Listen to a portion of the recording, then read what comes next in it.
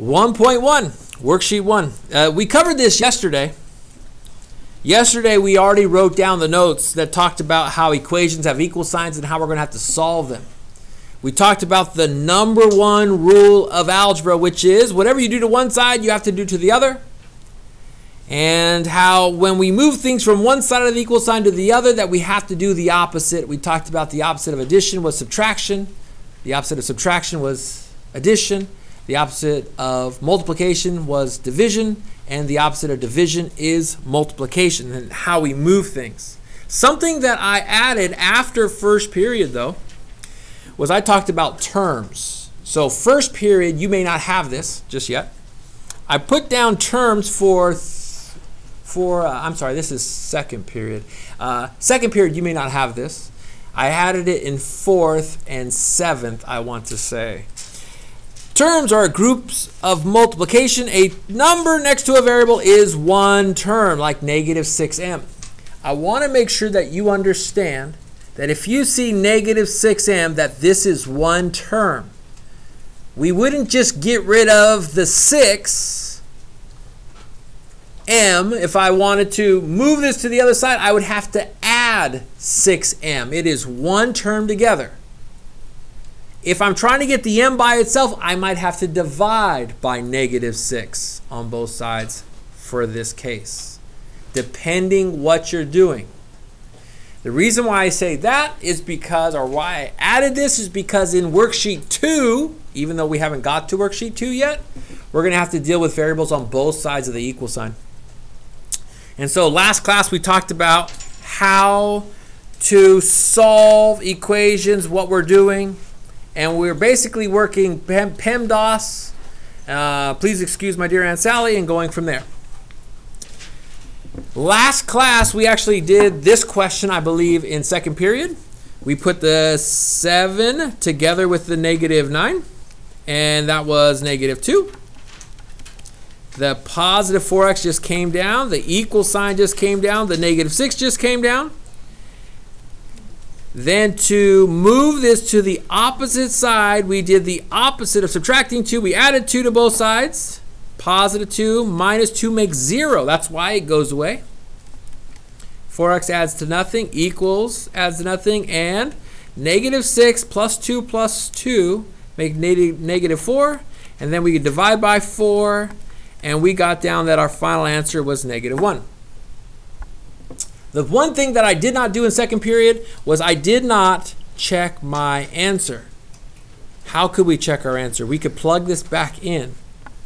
7 plus 4, and instead of x, we could plug in negative 1 minus 9, and that should be equal to negative 6.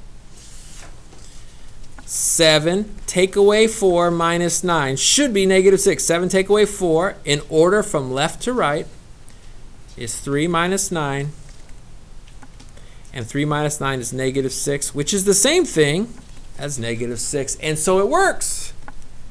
This is our answer. That's what we've done so far. Some of you are going to find, Mr. Paramo, this is easy. Good. I want to start off easy. I really want you to be comfortable in Math 2 because these are the types of problems that will be embedded, that means within, the problems that we have in Unit 3 and Unit 4 and Unit 5 and Unit 6. Okay, I don't think we did number 3 together. So what I would like for you to do is to make sure you're writing this down on worksheet 1 in your notes or on here if you haven't done so already. Some of you have, which is a good thing. But we're going to do number 3, number 7, and so on. First thing I would do is I would combine any like terms. Negative 5 and the positive 11 are constants. I can put those together. I cannot put it together with the negative 6n because that has a variable with it. I'm going to put negative 5 plus 11 together, and I'm going to get that negative 5 plus 11 is 6.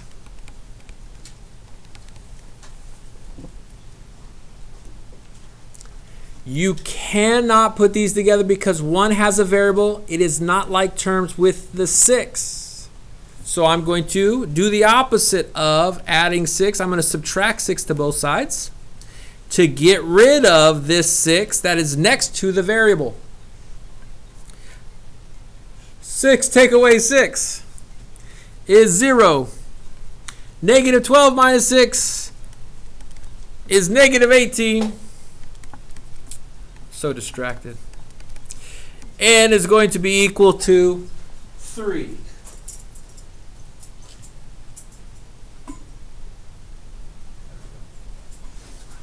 Of course, right?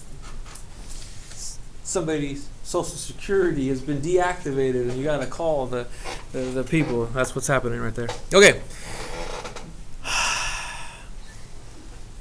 If I did this right, which I'm not sure if it's right because my brain was all over the place during that problem, I can check it and it should work out. Negative 5 minus 6 times 3 plus 11. If I do the multiplication first, I get minus 18 plus 11. That makes negative 23 plus 11, and I get negative 12. Is that equal to negative 12? It works. I can always double check my answer when you plug it in. Ideally, this is what you have for your number 3. Other examples, I'm going to do number 7, I'm going to do number 13 and 16 because they have other things involved. Number 7 has a distributive property. If you see a number in front of parentheses, some of you were taught in Math 1 that you need to distribute that. Well, I tried to give you a little hint right about here in your notes that says the opposite of the distributive property into a group is division. You could save a little bit of time on these kind of problems. If this is 4 times the group, you can do the opposite of 4 times the group. You can divide the whole group by 4. That will save you time. Trust me. If you divide the left side by 4, and you divide the right side by 4, watch what happens. If you've never done this before, just watch and you'll see how much time it saves. 4 divided by 4. 4 goes into 4 one time. 1 times anything is itself, otherwise known as negative 2d minus 3. 12 divided by 4 is 3. My problem got a whole lot smaller by dividing first instead of multiplying by 4. Now I can just add 3. Because the opposite of minus 3 is plus 3, which makes 6. And I can divide by negative 2. And I'm getting that d is negative 3. You can check this by plugging it in. I'm going to do this in my head now. Negative 2 times negative 3 is 6. 6 minus 3 is 3. 3 times 4 is 12. It works. I know it is correct. If you just so happen to jump ahead and you wanted to do the distributive property, it still works. You get the same exact answer. You could add 12, 24. I just think that there's less work to do if you do it this way. And the numbers are smaller, so it'll be a little bit easier. I love showing that technique because that gives you another tool in your tool belt as you're solving problems. Now this is where I think, if I were to guess, 50 to 60% of my Math 2 students will need more help with. Fractions, right? Like that's what happens when students say, oh, I need help with fractions. Yes? So when you do that, how did the negative 2d just stay the same when you multiplied by 4? Or when you divided by 4?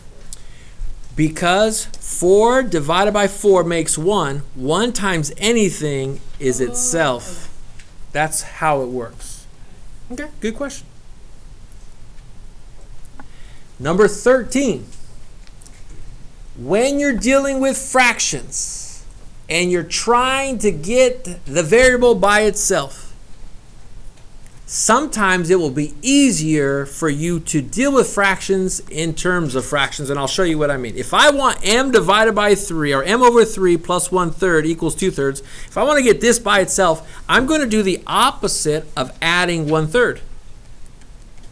I'm going to subtract 1/3 from both sides.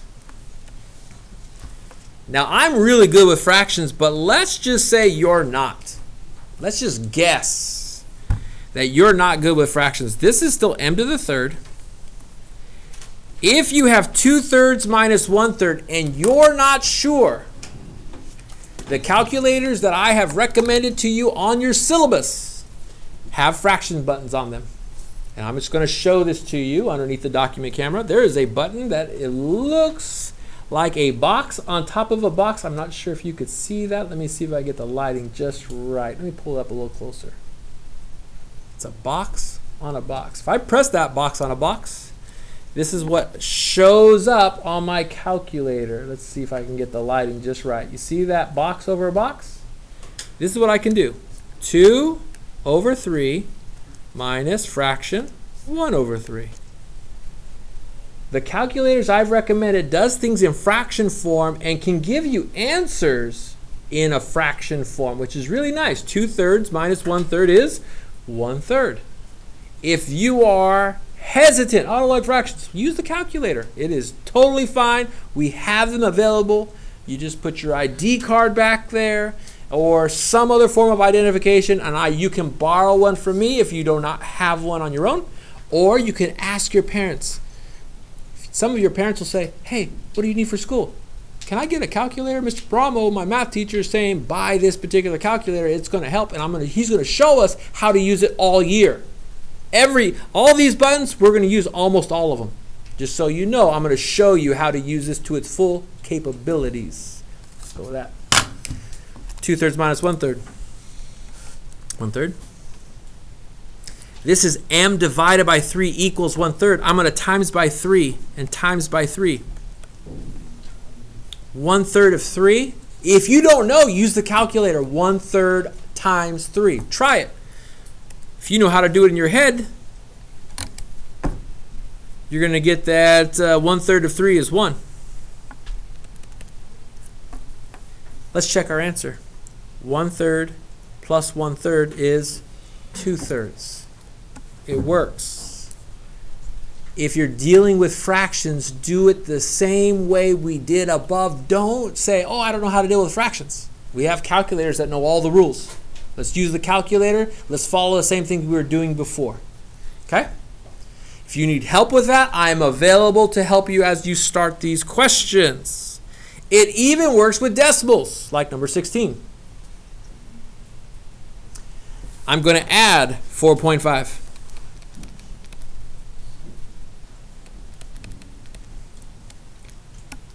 Your fourth or fifth grade teacher told you to line up your decimals. If you forget, you're just going to punch this into your calculator.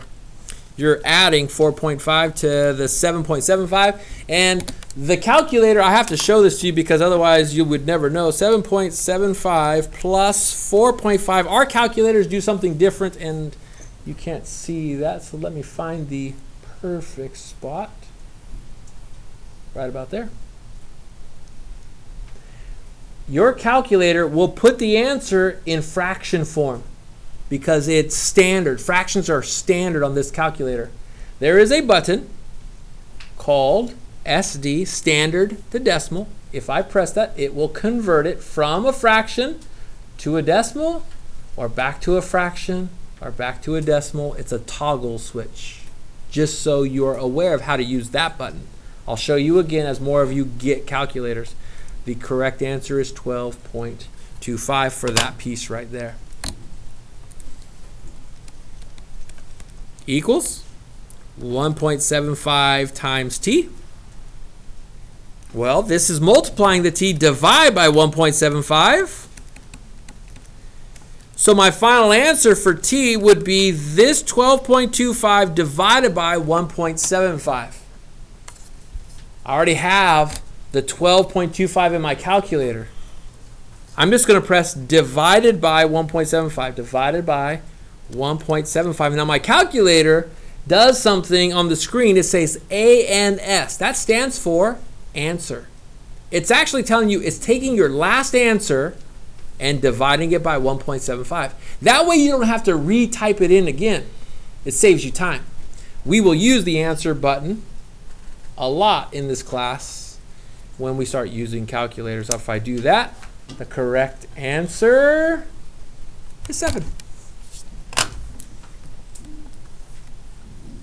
I probably shouldn't circle it until I plug it back in. I can check on my calculators. 1.75 times 7 minus 4.5 equals 31 over 4, which is 7.75. It works. That's the correct answer. I'm going to stop your notes right there.